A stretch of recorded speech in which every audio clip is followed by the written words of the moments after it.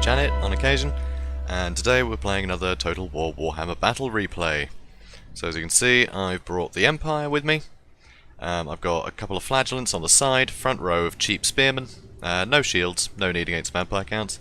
I've got the silver bullets and 2 handgunners. I brought the Temple Hofluminarch, a bright wizard, and a general on the Empire on a griffin mount.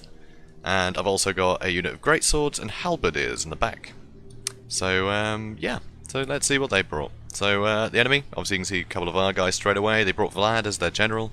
They got a vampire, Law of Death, a cheap row of skeleton warriors and spearmen, and they've also got some graveguard in the back.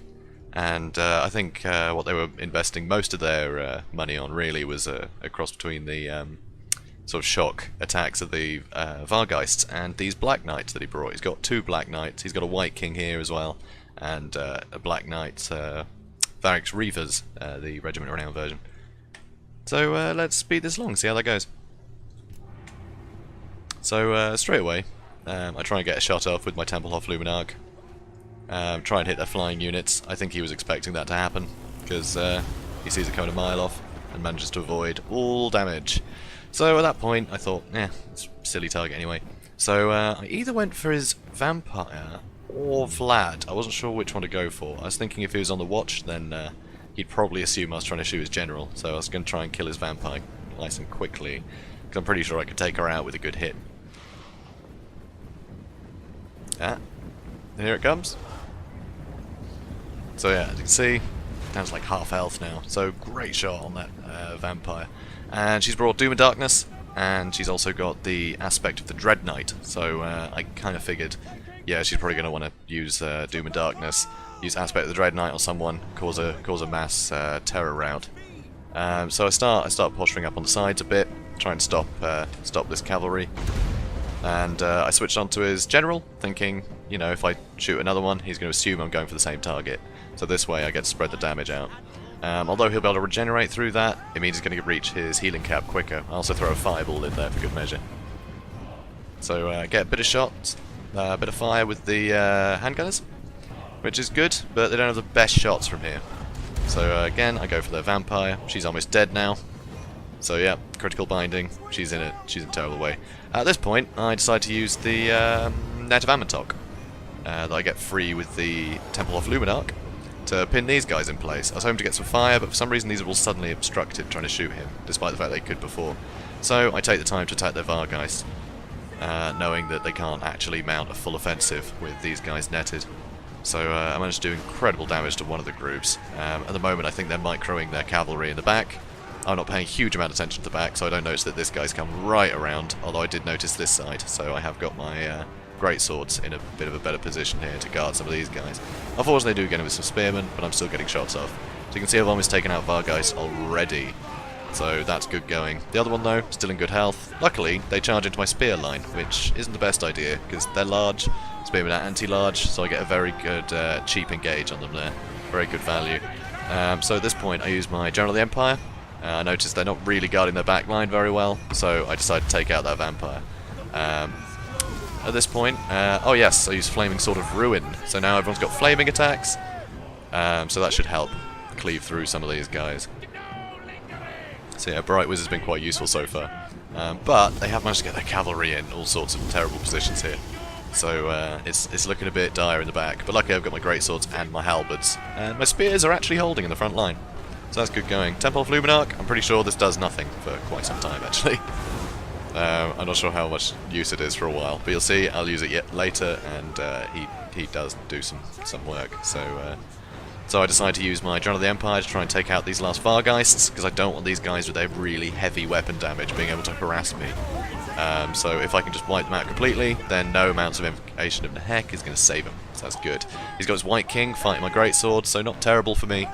Also Spearman, he is mounted, so these guys with their armor piercing and anti-large, you know, each of them going to do a lot of damage to their White King. However, I do just have some flagellants here trying to hold out against these guys, which is going to be terrible. They're both anti-infantry, so that's going to be very tough.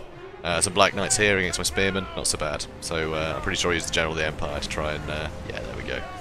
So at the moment, he's just thrown Vlad in somewhere. Yeah, so he's just thrown him into the front line. Just trying to back up. Like, his kills are going up, but nothing major just yet. So, again, my Luminarch is just sat there doing nothing. Should have probably moved him out earlier, but you'll see I do use him later on. So, yeah, managed to get those guys to run, but, you know, still not the best. So here, try and block this charge on the flagellants, because, you know, they're sort of meant for that. Unfortunately, I do lose some handgunners. At this point, I decide I want to take out that White King, because I want to free up my Greatsword and my Spearmen, because they're going to be needed to guard the back line against all these guys. I use another net of Ammontok, a bit late. I was trying to stop them from charging. At this point, the Silver Bullets are completely cornered in here. There's zombies on one side, them on the other. And yeah, more zombies clogging up my Spearmen. Really, I wanted to get my Spearmen to their Black Knights, which I think why he put the zombies down to begin with. So I can't escape from there. So that was well played on his part. So I managed to pull out some handgunners, but they don't get the best shots off anything over there just yet. At this point, this is when I move my Luminarch out, because I realise my Spearmen are buckling. I don't want them fighting these Graveguard. So I pull those out. At the moment, the White King's almost... Oh no, the White King is dead already. So now, trying to finish off these Black Knights, because they're the ones with the most punch. The Graveguard, I don't have to worry too much about them, I can outrun them to an extent. And at this point, I just set him to auto-target, so he was just hitting infantry for huge damage. So I got my Bright Wizard in the back, my Halberds are now in the front line, so got a sturdier front line now. You can see some people are starting to run away, but you know, it's just cheap Spearmen, it's not the end of the world. So my General, still in pretty good health. Obviously Vlad's in better health, but he's been regenerating through this. So let's have a look, see how Vlad's actually doing. If I can get him. Let's see. Love and Garstein, there we go. So okay, so yeah, he hasn't regenerated too much, but now he's fighting Halberdiers and Spearmen. You know, it's going to be a bit tougher, because Halberdiers do have good armor penetration, so that's going to be useful. Pretty sure at this point I'm trying to hit Vlad with the Luminarch, but my Luminarch's just not firing. It doesn't say he's obstructed, he's just not bothering. So at this point I decide just to get rid of as much infantry as possible. And you can see there, he got... God, he must have got 50 kills with that shot, so pretty ideal actually. You know, not just good for taking out heroes. Still got these guys. Now, I'm actually getting a few people dotted around that I really need to bring back, but I don't immediately. I'm too busy concentrating on this fight because I want to make sure that I use my potion at the right time. Now, though, you can see Vlad has taken huge damage. He's really close to his healing cap. So yeah, he's going to be going soon. So use another net, because this side is just infantry, and yeah, I have no men here left anymore. So I wanted to pin these infantry so I could get another shot off with the Luminarch, just into this huge blob, and not let them engage. But now, killed Vlad, and yeah, everything's starting to crumble. So I think that's pretty successful. Yeah, I'm quite happy with this build actually for taking on vampire counts. Not sure about having a Flying Lord though. I mean, it was useful just to be able to pick off, you know, their spellcasters, or I could use him to pick off a Necromancer or something like that. So not a bad idea, but I'm still not entirely sure about it, because if they attacked me straight away with those Vargeists, I would have taken huge damage, because they got 100 weapon damage. So if a big group of them mobbed me, I'm not sure how quickly I'd be able to actually take them out with my handgunners. So especially if you'd managed to put some zombies on my handgunners or something at the same time, like that's definitely a valid strategy for the vampire counts. So a bit risky bringing a Flying Lord, but I did find it very useful in this particular game. So yeah, I think that's a fun one. So I mean, it says Pyrrhic victory, but I'd say I did fairly well actually. Surprising amount of people survived. Usually when I play as the Empire, I just lose outright, so that's a plus. So as you can see, generally they got, you know, a good few kills around there, but it's mainly their cavalry. Varix Reavers did a great job, because they regenerate on their own, so it just meant their model count was staying nice and high. They were able to do loads of damage, 154 kills, absolutely huge. And if you compare that to my side, obviously my Tattersalls did a fantastic job. I think they were mainly fighting zombies in the back, to be honest. So, yeah, he was bound to get a few kills. But yeah, my front line actually did a fair bit. I mean, 88 kills just for a unit of spearmen. So these guys aren't complete pushovers. I mean, obviously they're only fighting probably skeleton spearmen. But still, 88 kills isn't bad. And they did hold the line for quite some time there. So that was good, even with Vlad in it.